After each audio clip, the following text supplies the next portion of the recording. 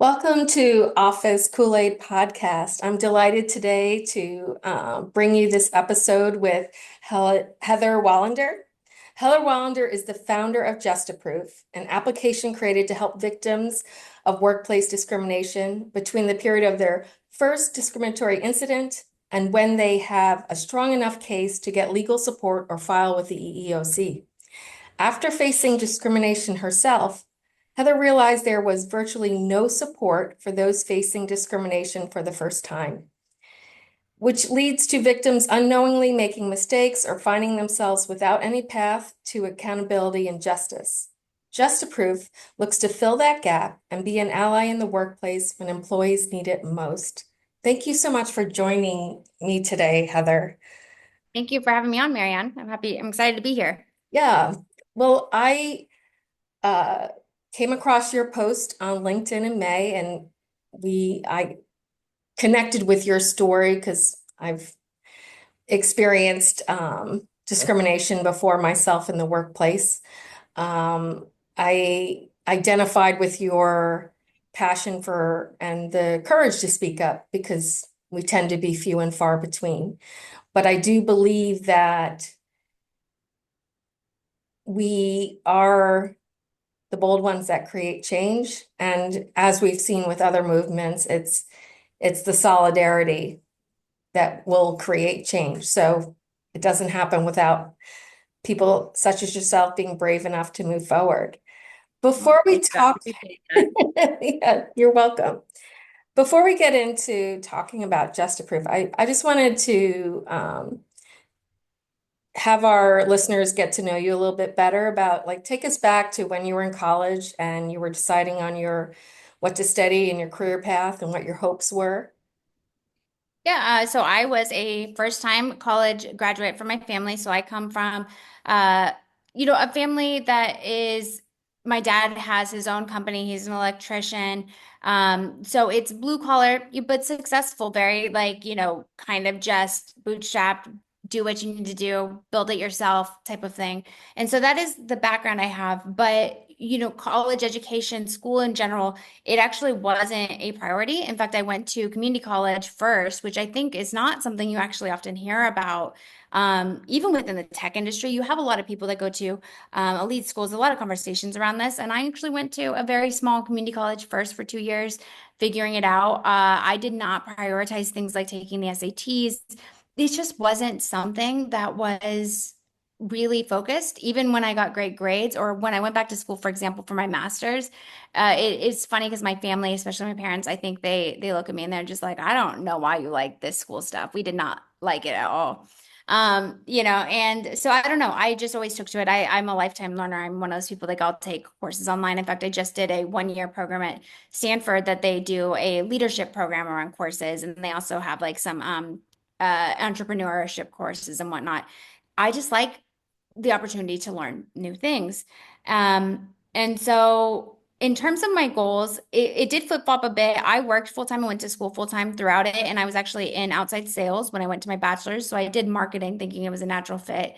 And it turns out I was not designed to do marketing. I was terrible. I don't know if I was terrible at it. I just did not like it. I did not want to put the effort into it. I think I'm one of those people, I really like a set destination. I went back to school for my information systems, took my first coding class. And that put me on a path to do engineering work, which I just fell in love with. And the ironic thing is, if you would have told me that, if you would have told me in high school or when I was first entering college that I would even consider a path to engineering, I would have said, I probably would have said I wasn't smart enough to do it, to be honest with you. But I just loved it. I loved the challenge. Ironically, I actually went back the first coding class I ever took. I went back 5 years later and actually taught it myself because they had a professor drop out last minute. And that was an incredible opportunity. My former professor thought of me because I was, I'd help mentor other students and whatnot. And so I got to go back and do that. And that was a huge accomplishment for me. And so basically, in terms of how I got to my career, though, I always wanted to, I was always focused on helping other women. I really wanted to help be the person that showed people what women could be capable of, or they're just as capable of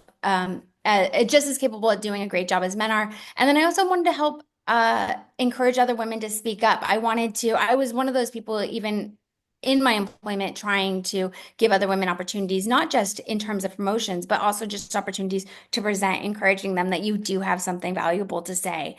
And like, let's put you on the spotlight. Because I know myself that sometimes women, it happens with men as well, but in general, I know it tends to be a bigger thing with women that like they tend to be more reserved, more quiet. It takes a little bit more of like encouraging them. But then once they do it, you see them shine.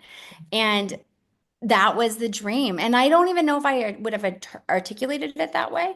But that was really, I look back now and realize that there was always this undercurrent of wanting to just show people what that women were just as capable of doing an excellent job and giving more women opportunities and recognizing the diversity and not just with women but in general how important diversity of opinions are, including diversity of background. I think it's one of the things we don't talk about a lot is that especially within the tech industry there's a lot of nepotism, there's a lot of hiring who you know or who you've worked with or who you went to college with, and it makes it harder for somebody who didn't come from as privileged of a background but has worked incredibly hard. But somebody once made an analogy. I feel like I'm rambling, so I will stop after this. But I don't even know who said this to attribute it to them, but they made an analogy that um people who come from a privileged background, they start on third base and they give themselves all the pats on the back for getting the home run. But those of us who didn't start there, we started, at the home plate, we had to make it around all of the bases, and maybe we only make it to, second base.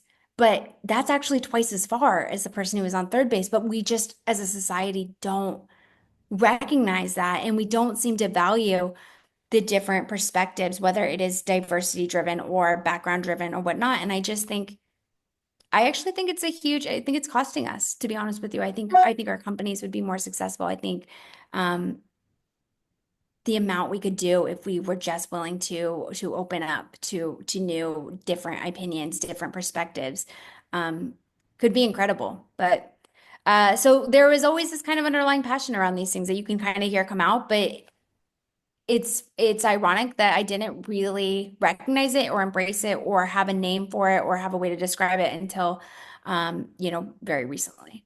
Yeah. Well, thank you for that. I agree. One of the things I hear you saying, in particular, the tech field, it seems like it's a good old boys club, which I think there's several industries that's more pronounced in, and tech certainly seems to be one of them. And 100% agree that the more diverse, the more inclusive we are, the better we are to actually serve, because we're not just serving people who look like us. We're serving all people, right? Well, And and I recently read Malcolm Gladwell recently did his new book or his book Blink, or he like wrote a new version of it. And he has a chapter in there on diversity and the fact that so many companies aim to get like one in or two in. And I can't remember what the actual threshold was, but one of the things that he said was that having just one woman in or just one Black person in or just one person with a different background in isn't enough because they get drowned out by the majority. And that you actually, I think it was like 30% was like the threshold where if you had or maybe it was like the number three. I shouldn't speak to it. Anyways, it's in the book though, and one of the things it speaks to is the fact that like so many companies focus on just getting that one woman in or that one person of color in or that one whatever, and like it literally does nothing yeah, it to just checks a box. Yep. I Yeah. get the effort. We're good, Yeah, which is, exactly. I suppose in some circles it's better than nothing, or it's a start. But yeah, there's a lot of phoning in, particularly with DEI, to just, and Malcolm Gladwell's, I'm so glad you mentioned him. He's one of my favorite writers. He's such a magnificent writer, and in the way, and also just the way he looks at things. It's just, stunning. But so take me to May. Fast forward to May. So at that point, I had been fighting discrimination internally for 19 months. I think the ironic thing I really had learned was that discrimination, and I've actually tried to speak out about this publicly because I think there's kind of two things. One, I really want people to know I never thought I would be in this situation myself either. So many people, I think, are very quick to not take action or to look the other way because who wants to, if the house is burning down, who wants to jump in, right? Or who's going to walk into that? And so, I do get that, but I think one of the things that it just opened my eyes up to is that if it could happen to me and I had been at the company for 4 years and had a great reputation and was doing so well, then it could happen to anybody. And that was actually one of the things that drove me to speak up is because I did wonder throughout it, like, well, what if I'd only been here 6 months? What if I'd only been here, a year? Would I have had what I needed to? Would I have had the reputation, the long history of top performance to protect my career so that it wasn't so easy for this person to push me out because all it took was him being a superior to me. And that's really what surprised me was that once that person is above you, they really control your career. And we know it when we have a bad boss, but you don't really know it until it's just unfair. It is illegal. Like technically you should have, legal paths to protect yourself. And the systems aren't designed for that. So by the time I got to May, we had tried mediation. I had gone to leadership. I had gone to HR. I had a lawyer. Like, and it was just clear that it wasn't getting better. I literally had um, a director that refused to meet with me. He would meet with my counterpart, but refused to meet with me. I had one of his direct reports, one of his managers that I also supported. And when I say support, like my team directly supported their team. So we had to work together. He literally was just not showing up for meetings, not responding to my messages, nothing. When I put in my 2 weeks notice, he declined every meeting just so I knew that he did see the meetings. He had done it purposely. So I really want people to know, like, yes, it can be that in your face, and you can still find yourself in a place where nobody's doing anything to help you. Now, don't get me wrong, the company will say they took action. They did take some actions in terms of, removing the director, but even that took 6 months, even though the proof was in writing and could have been verified in a day. I think those things speak to, does the company hope you leave? Or does the company actually care about doing the right thing? And one of the things I just posted about on LinkedIn today was that the ironic thing is the world will say I am the problem because I spoke out. The world sees me as a problem. Corporate America sees me as a problem. And ironically, they will hire and continue to hire the people who discriminated, retaliated, and failed to do their job when I spoke up internally before I ever spoke up publicly, because it was 19 months after the first incident that I finally spoke up. That is a long time to be fighting Yeah. and trying to do the right thing and trying to get someone's attention. And so I think for me, when I spoke up, I did so because at that point, the director that I had originally raised concerns about had been terminated. It's about 9 months later. And it was just like new people had picked up the retaliation. So it just continued. And I was reflecting on all the gaslighting and everything. And I just was throughout a lot of this process was made to feel like I was the only one raising concerns. I was being made to feel like I was the problem because I was the only one raising concerns. I was the only one making a big deal out of these things. No one else sees this as a big deal, Heather, so you must be the problem. And when I left, I was just like, I refuse. I know how that drove me into depression. I know just how much that stole from me. And I was like, if I can do nothing else, because I cannot stay and fight anymore Yeah. Oh, it looks like you and froze. do is warn others. Yeah. Sorry, Heather. It looks Oh, like you froze just for a moment. Um, can you just go back and repeat what you just said? I said, so I was looking back and I was like, the only thing at that point, I was defeated. I mean, I was just exhausted. I couldn't stay anymore. I couldn't fight anymore. I was genuinely worried about, you know, mentally, like, was I going to be able to hang on? Was I going to, break one day and do something that I didn't want to do? Like, I do something because the despair got to be too much in a given day, even though I know that things were going to get better. Like I would always try to remind myself, like, this is a period, but like there are days that are very, very dark. And so, I wanted to warn others that you don't let, basically, I didn't want them to ever be able to tell anyone else again in my company that they were the first or they were the only. I didn't want them to be able to gaslight anyone. I wanted to tell the company there was someone before you that did everything they could, because that way that woman had more power, maybe not much more, but a little bit more power when she went to raise her concerns. And that was what it took. And I think you mentioned earlier when you opened up the podcast about how, it's important it is that the few of us who are brave enough to speak up. And I think one of the big important things to, people should be aware of though when they do speak up is like you're not gonna move mountains. You're not gonna like no one of us is able to do like you just have to be okay with and you may not even know the impact you have on others. You just have to be okay with knowing that like you maybe help somebody just a tiny little bit, and that has to be enough because the world doesn't reward the brave. It just doesn't, at least not initially or not for a long time. Or actually I actually don't think the world rewards the brave at all. I think the brave just tends to be brave again and again and again, so they forge their own path after being brave, and the world kind of punishes them for being brave. Yeah, there is some that for sure. I've experienced that. I've always kind of had a Norma Ray streak in to my personality, and the way that I've navigated it, and certainly when I was younger, I wasn't as confident, and that's kind of come with just years on the planet.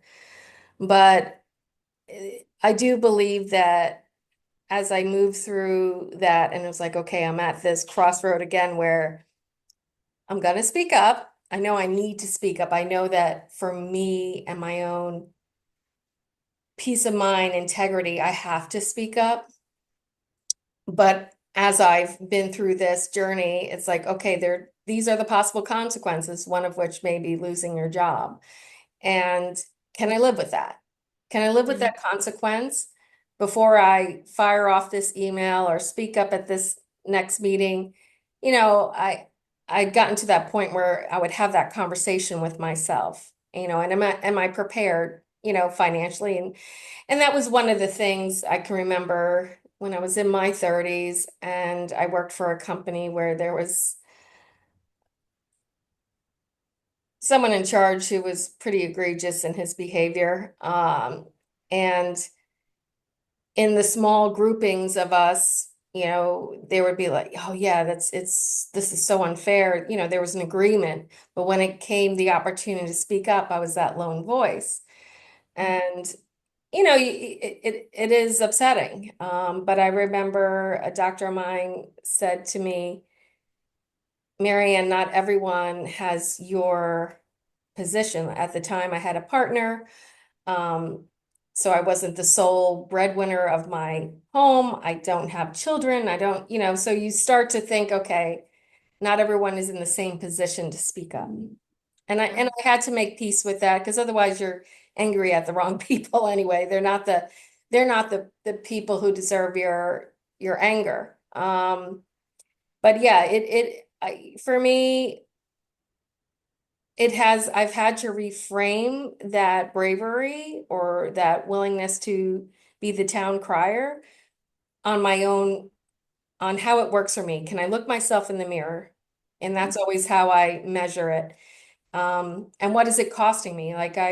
This last time before speaking up, I went several months, not just kind of waiting to see if it would play out, if the company was going to be honest about losing a contract that was going to, effectively we were going to lose a lot of people.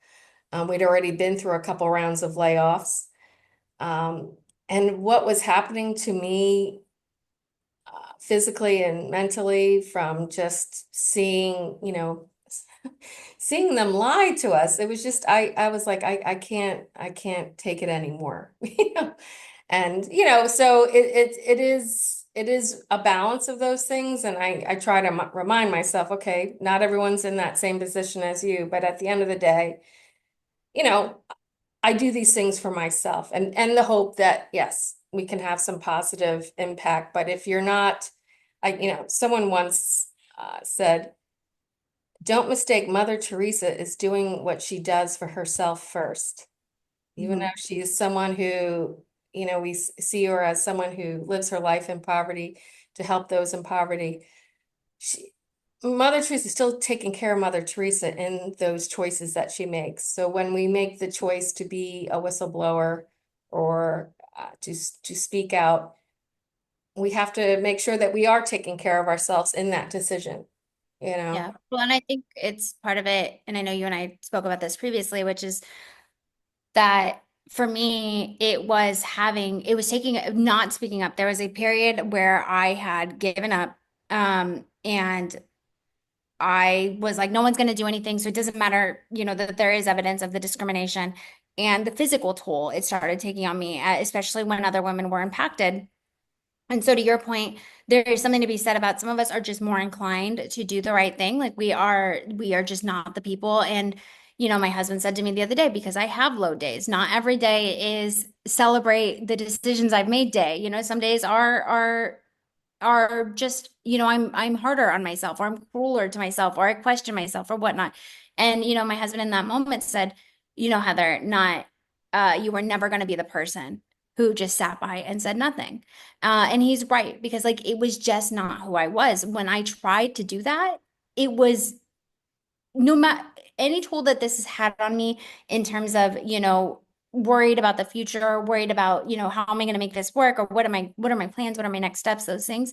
Um, it will never compare to that 1 month period where I sat on information because I felt like no one was going to do anything. And I knew I just was like somebody needs to know, because otherwise like the harm being done is going to continue spreading, and how much that ate at me. And so to your point though, you know there is a level of maybe just accepting that, and being kind to ourselves in that respect, of the fact that when you say Mother Teresa is taking care of Mother Teresa by doing the actions that she's doing, there's a level of I didn't do it for selfish reasons per se, but I also, because of who I am at my core, could not do it. Yeah, It wasn't going to be good for me to not do it either. right. You can to do so, and maybe sometimes it's the lesser of two evils, right? But it's you would be betraying yourself more to keep quiet Yeah. than Yeah. speak up. And that is applauded. I mean, at any, I have a tagline with or quote for this podcast: work is a four-letter word that often inspires the use of other four-letter words. And work is a vital part of our life, though. And I started this podcast with the intention of we spend most of our hours at work. So it's not Mhm. too much for it to be a dignified, mutually beneficial arrangement. And people may call me, well, you're a Pollyanna for having that way. No, it's reasonable. It's I a mean, I think it's reasonable. I mean, I wish that was more true. You know what I mean? Like I don't for the record, like I wish, I think, everything's fine and dandy until you dare go against the grain. yeah. Oh, And oh so yes. it's just not mutual. Like they're nice and happy and nice to you as long as you're playing by their rules, I think is the lesson you learn very quickly. Oh, sure. The whole open door policy is only open if you are mirroring what we believe to be true. And Yeah. Open door as long as you say what we already believe to be or whatever what we already believe is factual. yeah, and it's, there's I classify myself as a defiant optimist. So, I still, no matter when I'm showing up for a job, I'm always showing up with that earnest belief that, oh, wow, this might be different this time, even though all my experience tells me otherwise. But I try to show up in a world that, to believe in what I want it to be as well. I show up, I know the world's not fair, but I can be fair, you Yeah. know? And so, I mean, but here I am, I'm someone who's constantly trying to create entrepreneurial things because I know the reality of having had more jobs and years on the planet that, yeah, there's always going to be a level of, if there's dishonesty going on, I'm going to run friction with it. Yeah. And, so it, It's so hard to especially, find a company. I think that's actually been my big reality, especially as I've had so many individuals open up to me about their own stories, across industries, across companies. Like, and one of the things that really, like the companies that I thought were good companies from the outside, and I'm like, oh, geez, and one of the things that's unfortunate is like you just said, like, if there is something amiss or, some deceit or whatnot going on, you're gonna have some friction. And that is actually the hardest part for me. I think it's one of the reasons I was so willing to speak up in May, even though I knew that there was a potential that it was going to have long-term consequences, for me being able to re-enter corporate America, is because you just kind of get to a point where I don't know, are there good companies left out there? I mean, I'm sure there are, but it feels like there are less and less of them. yeah, yeah. It is, the evidence seems to support that point of view. And but at the same token, in my own life, I see if I'm negative, I attract more negative. If I'm positive, and in any of these scenarios, and it'd be interesting to hear your point of view on this as well. It's like at a certain point, you assess where you are. And like you said, you can't move mountains, you can't fight city hall. So you assess, well, what can I affect? What change can I affect and still remain here? Or is it time to set myself up for an exit stage left strategy here? And I follow a lot of this conversation online, and there's a lot of people who are speaking up who have had similar, egregious things happen at work. And the consensus does seem to be like getting out is still the best option, which is, discouraging. But at the same token, Getting out, you mean like getting out and like not trying to uh, advocate for change at the company? right, right. That at the end of the day, and I would say even historically, the hashtag Me Too movement. I mean, what's been happening to women for years, it really didn't have that punch until the solidarity of multiple voices speaking up, hashtag Me Too. Like, yeah, as a woman, you will be harassed. That's just part of the experience of being a female. And Yeah. um and it's the solidarity, and that's the irony of it, is that it's very easy to squash a lone voice. Mhm. But when you have multiple people echoing the same complaint, it gets a lot harder. Yeah. But you have to have enough people willing to risk that, and that has not been my experience. It's often a standalone experience. Well, I think the hard part, the reality of it is, as more people are speaking up, in fact, it's why, again, I don't mean to keep referencing the post, it's just very timely. Why I posted today about the lessons, like, or what my reflections after I have spoken up publicly in terms of what my advice is to somebody considering speaking up. Because one of the realities of more and more people speaking up is that those in power, eventually it is going to work. Eventually you're going to have a Me Too. But first, those that aren't do not want change and that are typically going to be in positions of power, they are going to fight harder, against the masses, or against the few that speak out. And like while their numbers are increasing, it's still not high enough that there is a force like Me Too change. And what I'll say is, like, I do recognize that there is increased risk for people that are speaking up right now, because as this is catching on, the people that are in the power to impact whether or not you can pay your bills, whether or not you can get hired, whether or not you have a future in America, basically. Or I don't know. No, I mean, I've heard from other people in other countries that, everyone's kind of that discrimination, these kind of politics are increasing kind of across the globe. That there's actually more risk. That's the ironic thing, is that there's actually less risk when you are the only, and there is more risk as there are more of us, because we are becoming a bigger threat. And the bigger threat you are, the more there's going to be resistance to quiet you. Um, and so to your point, I get not everybody is in a position to speak up, but I get why people choose to just leave instead of fighting the fight.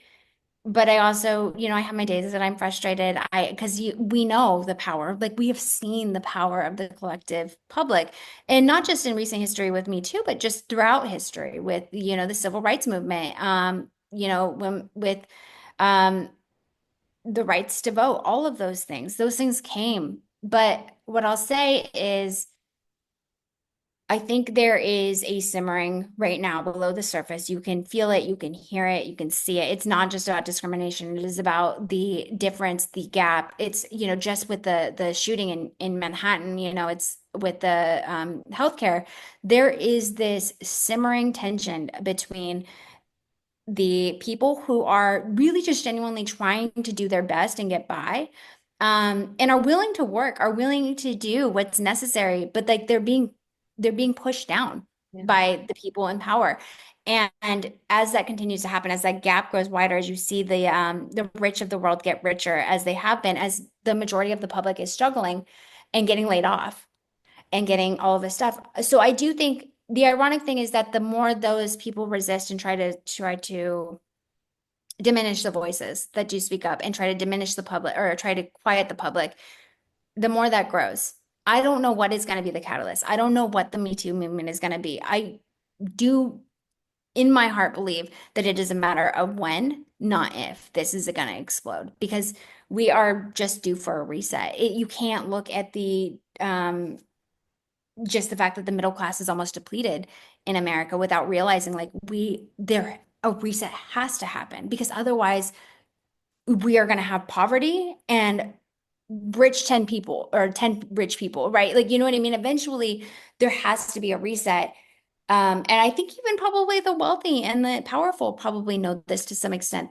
The ironic thing though is I think like um it's like they're always going to be so afraid of giving up anything because they're afraid of like how far once you give that massive group a little bit of power, do they realize their strength, and then does it just kind of keep rolling. And I don't know what it all is. I think it'll be the first time, you know I think it's coming. I don't know what it'll look like. I don't even know. I don't bleh. I don't wish for those kind of things because like civil unrest is never great for anybody.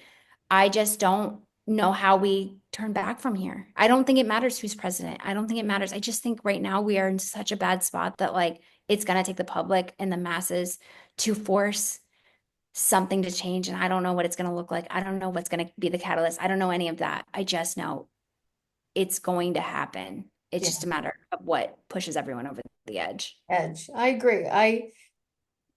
It's the corporations that run, that own, that make the big decisions that affect all of us. It really I doesn't think they have matter too who's much in power. office. Yeah. No, they have extremely too much power. It's like healthcare is operating like monopolies, because you only have so many options regionally. The middle class pays for the health insurance of the elderly and the young, so yeah, the burden on the middle class, no wonder they're depleting. Well, then you have all of these, they keep calling it the white collar recession and whatnot, but you basically have taken a big group of people that have done what they were told to do. Essentially, they went to college, they took the computing courses, they did what should have promised them success. And then one day you rip that from them. Yeah, And people are getting desperate. And I think that on top of that, the shooter in the New York City situation, I know we don't know all the background, and there's been, uh right people have written about possible mental health issues, back pain, all of these things that that may have contributed.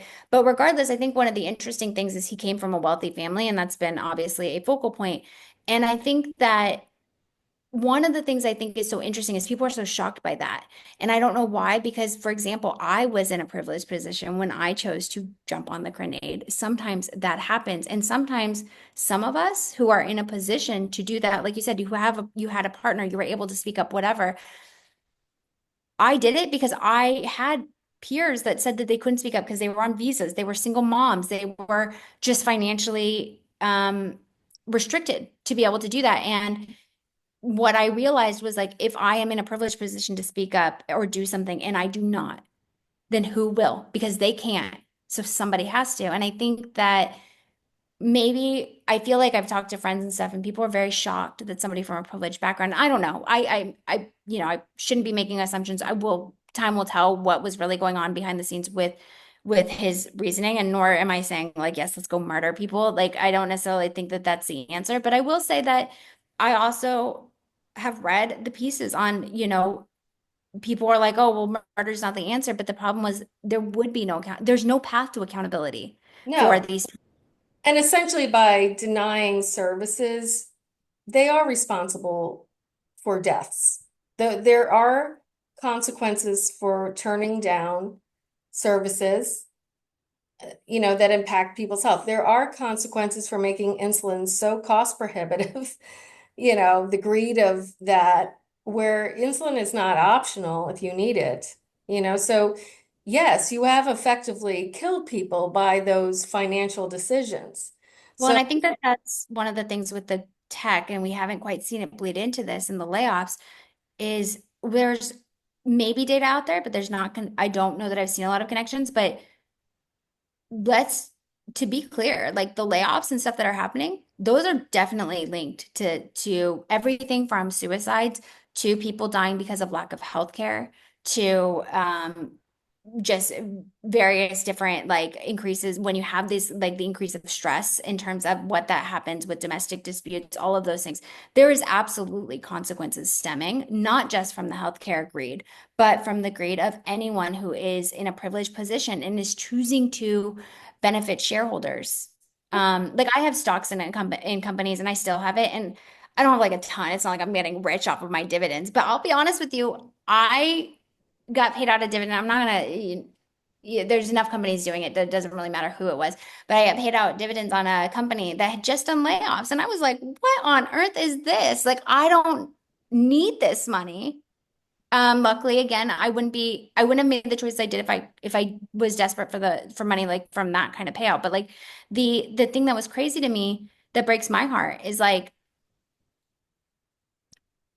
they like, oh, it's so backwards. Like we're paying the people that don't need it, and we are just literally killing the people who do need it. And like I said, I know no one wants to talk about, or we don't really link it this way, but yeah, I think there's blood on tech CEOs and every CEO that's laying off people for profits. I guarantee there is blood on their hands. Whether or not it's directly linked in the data or not doesn't change the fact that sure. it is absolutely happening. Yeah, and one of my previous jobs, I was part of the pandemic response. Um, I was on loan to the New Mexico Department of Health uh, through the CDC Foundation, and I worked in data, so I got to see raw data before it was then analyzed by the CDC Foundation and or the CDC, and then recommendations made. And I remember at the time there was a meme floating around. It's like, you know, kind of using that we're all in the same storm. It's like, well, some of us have a yacht, some of us have a canoe, some of us we're just flailing around in the water. So we're not having the same experience based on how much privilege you have. And if all of a sudden your job was deemed, non-essential, but it was a low-paying job, you're you're going to be, the risk of getting COVID versus how many days can I go without food and shelter? Yeah.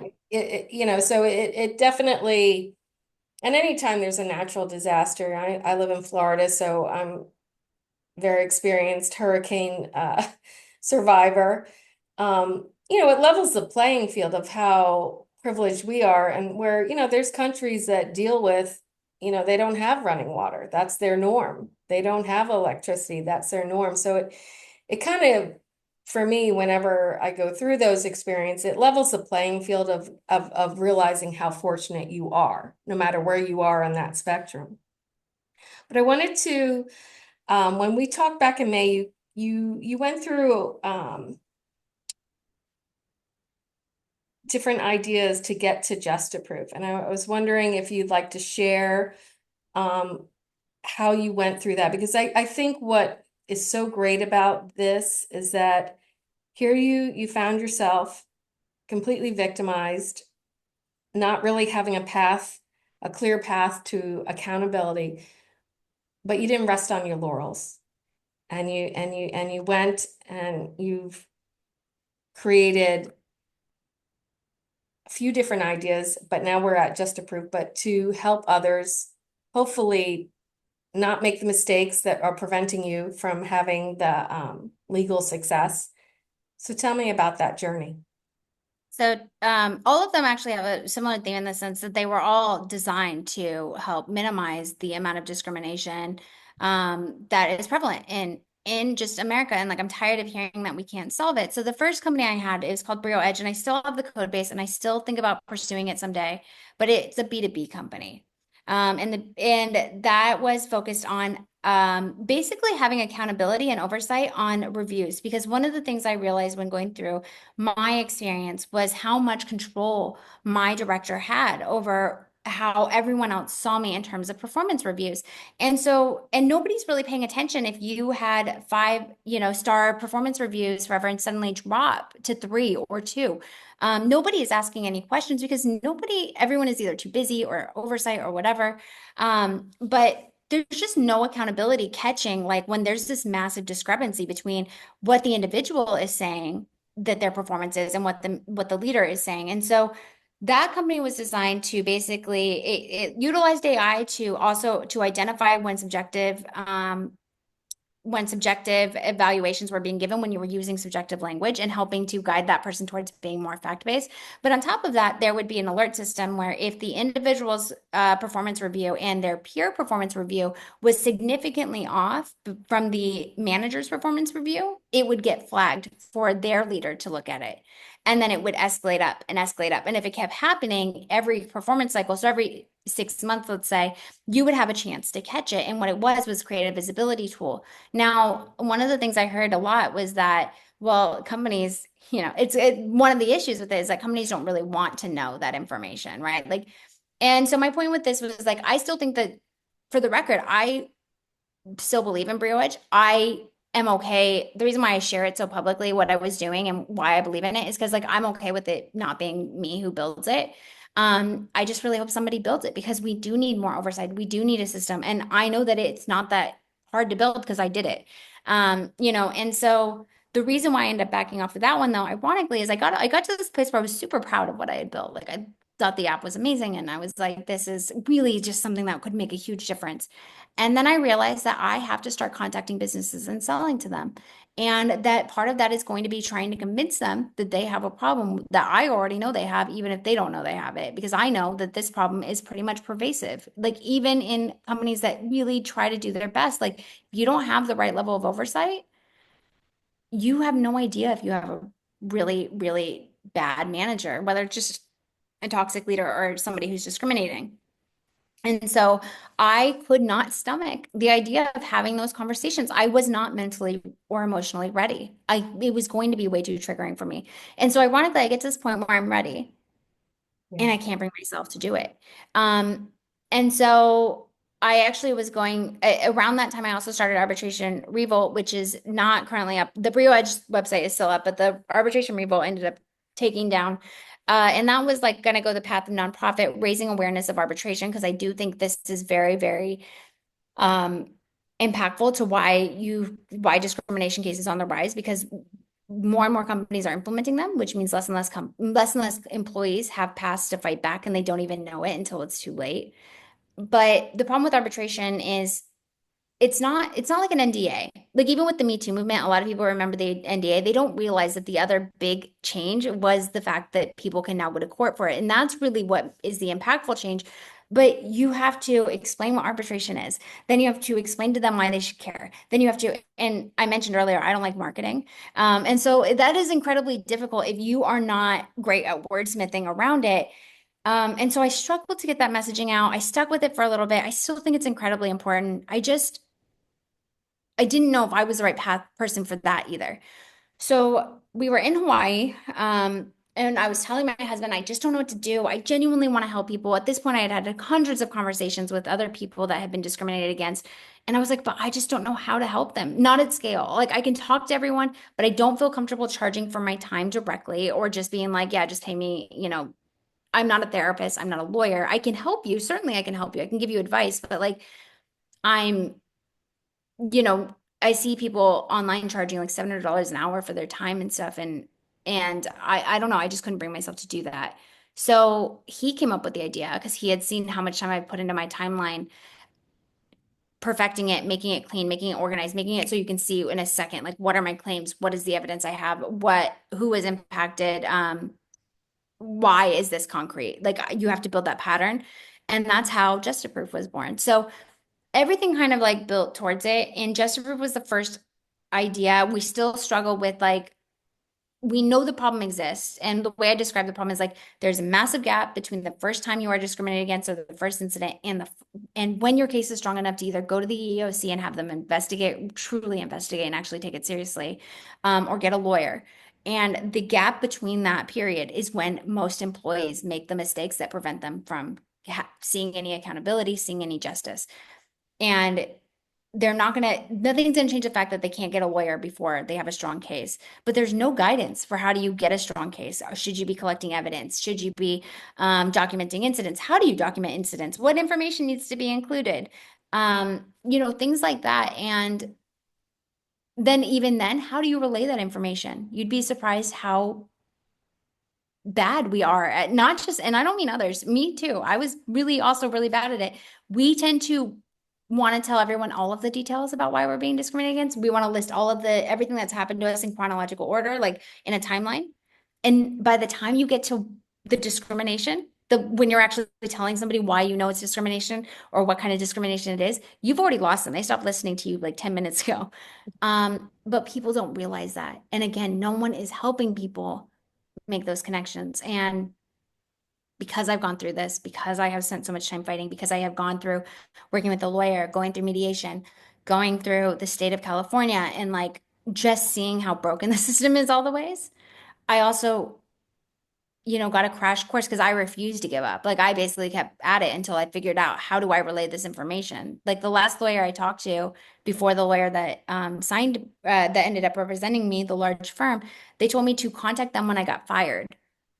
And that was 2 weeks before I got a very large law firm where I had four lawyers, or I'm sorry, three lawyers and a paralegal on my team. That was before, 2 weeks before that. So it's not like my case got stronger in those 2 weeks.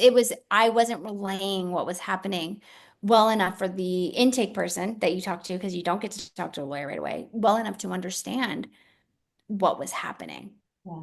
because everything I was giving them was getting lost. And so I really want to help people get the help they need. So I'm not trying to be a lawyer or replace a lawyer. I'm not trying to, be the person that's holding their hand throughout this. I just want them to take the right steps early so that the choice on whether or not to take action, because not everyone's going to take action, is their choice to make, not just something else the company takes from them. Because oftentimes that's what happens is their person is terminated, they no longer have access to information, and their pathway to justice, accountability, recovery is blocked. Yeah. And it's just another thing that was taken from them. Yeah. Well, you're an advocate, you're an activist, you're using your lived experience and you've created this application that is going to be a tool to help people build that case. And that's remarkable. Are you where where are you in the market entry? How are you? I know we hate marketing, but it's launched, it's fully functional. I'm feeling actually really good about our marketing. Actually, this week I actually talked to somebody the other day who had really good insights and just happened to connect another person that we just happened to, connect on LinkedIn, offered to talk with me and like didn't necessarily know that it was going to be a, like let's collaborate kind of conversation. But I am feeling much better about it. I think as we're getting on, even just how I relate it to you, we're really figuring out what is the messaging, where do we fit in, what are we doing, and it's getting to a point where we can say that very directly and clearly. has taken a lot of time, but I think we're on the right track. It's still not perfect. We still have a lot of room to grow, but we are definitely moving in the right direction. And certainly having marketing consultants and marketing experts help has been key. It's very important if you're trying to build your own thing to know what your weaknesses are and what your strengths are. And my weakness is marketing. And so therefore I am only making the progress I am because of the expertise that I am, tapping into through others that have that skill set. That's awesome. I think back onto my own situations where I was discriminated against in a workplace. And essentially I did consult attorneys, and what they often say, well, the onus is completely on you to prove it. Like the laws are kind of set up to protect the company. The last one was, they have 180 days to kind of just ignore your claim. And they hope that, you kind of go away in that time frame. Um, so I'm coming up in January. I'll be around 180 days in this wrongful termination case for me. Um, so I'll have to follow up the lawyer. Okay, so it's been about 180 days. Are we moving, forward? Um, and one of the things he also said, he goes, people think, oh, they're going to get rich off of this, and it's like, no. I said, for me, I think I was hired 2 days later after I was fired, right? Mhm. Um, so he said, the amount of money that you're going to make is not going to be that much because it's tied to, how much time you were unemployed. And I said, and that's fine. For me, this is about principle. What they were doing and how they're treating people is wrong. So, I'm going to move forward with that anyway. But I think that's the is had I known, a tool such as yours that you've created, how to go about documenting all of that. Um, and the other, this is where the dissonance comes in, is that you can work in, if you're working in a very large company, your immediate direct report is abusive, but there are people who are in this similar power, or responsibility, who are healthy, right? So they don't, it's almost like that one toxic boss creates this toxic little pod within the larger company. You've heard the expression, for people don't quit their job, they quit their boss. And that certainly has been true for me. And that one particular job, I stayed because I had such an amazing supervisor. And I was underemployed.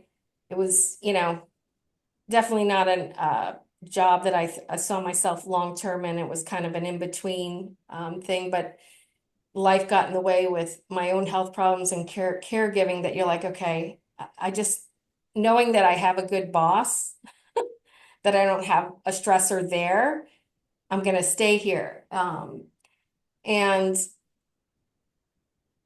but she kept getting the revolving door of bosses and Yeah. seeing some were better and some were worse in different ways and fashions. Um, and I really admired the way she was able to kind of handle some of all that change and everything. But she definitely had a moving, target of how we're being judged. It's like how can you possibly, when the target's always moving, you know, Yeah. Definitely harder. in terms of those evaluations that you were talking about. And I think, I mean, to your point that people don't really care or don't want to know because, right, from my experience with HR, is their job is to protect the company, Yeah. and so in a But I actually don't understand that. Like everyone always says that. And to me, it's like, and I guess maybe that's the point with the justice proof is like my goal is to make it so that protecting the company means doing your job and getting rid of or holding people accountable if they are discriminating, retaliating, creating toxic Right. environments, whatever. Because, but it does require an informed employee base to do that. Because right now, people say HR's job is to protect the company, and for some reason that has equated to meaning that means allowing people to break the law or having the company Yeah, violate people's rights. And I don't know how that equates to protecting the company when now people are speaking and it doesn't. That's the reality. Like it stops mean that stops equating to protecting the company as more people take legal action, as more people can hold the company accountable, as more people speak out. yeah, And that's probably, underneath all of this, that's my goal is like to empower more people to be able to do these things. Um, so that HR protecting the company means HR doing the job that they were actually created to do. right. It's eliminating the person who is creating the problem, creating the illegal situation, than the person who's just in lesser power reporting it. In one of my circumstances, after I left the company, this person did get written up. And for like 6 months, people said, wow, whatever you said, whatever you did, he's like been a 180 degrees. But, once the 6 month probation or whatever probationary period was, he, eventually went back to his old ways. You know, so I mean, small victory, I guess a small battle was won. I did help people have a better experience for 6 months, so right, is that That's what you got to do. I think that's the thing is if you speak about action, you have to be okay with it being small victories. Like yeah, it's not going to be, it's all of us collectively moving the needle, just a very, very, very small amount. And that just having to be enough if you're going to speak out, because I do think people should not do it hoping to, um, go viral or hoping to, just release some frustration or hoping to get a massive lawsuit or whatever. Like, because like, it's just, that's not how it works out. Like, yeah. not for most people. And even for me, like when my post caught on like it did, I mean, nobody was more surprised than I was, and it's like, um, I think that the unfortunate thing is like I guess what I'll say is like don't do it for the wrong reasons because Yeah. even if your post does go viral, like that doesn't make you feel better about anything that happened, and it certainly doesn't relieve any of the consequences that you're still going to face that you would have faced regardless, And it's like in fact, if anything, it makes them bigger because now more people know that you said it, Right. and so I think that people need to be just aware that it's going to be like if you have an impact, it still matters. It matters a lot, but it's probably going to be very small, and you are probably not going to even realize the extent of it. You're never going to know. How does, if any of our listeners are interested in using your application, purchasing it, how do they get in touch with you? So just go to justaproof.com. So it's JUSTI and then proof. proof.com. You can find me on LinkedIn as well, and then you can, definitely access the website from there. There is a free sign up so that you can get started. You can see the sample report on there. So I don't know, you want to do it on your own. We have built in some AI capabilities that we have kind of like modified and adapted so that it is specifically designed to this. But if you want to try and do it on your own, more power to you. You can download the sample or you look at the sample report and try to replicate it. I don't care. Of course, I want to build an app that people want to purchase or find value in. But I want more that people are able to fight back. So I would say go to the website, sign up, use the free resources, use the blog posts. We have a tool where you can validate your claims against previous EEOC cases. Do that if you want the confidence, to move forward. Um, and, if there's something that's missing or that we can add, let me know. But I genuinely hope people take a look, sign up and find some value. And if there's something that we should be doing or writing about or whatever that is not done, like let me know and we'll do it because the like the more important thing is that since we're all only able to make a very small impact, there just needs to be more of us that can do that. And so hopefully through this, like we're able to set more people up for success. Thank you so much. And I have one more question before we wrap. Um, I know this has been a long journey for you, and they're like as you mentioned, the dark days. So for any of our listeners who are on a similar path as you, what would be your best advice for getting through those dark days? What is something that helped you? just know it gets better.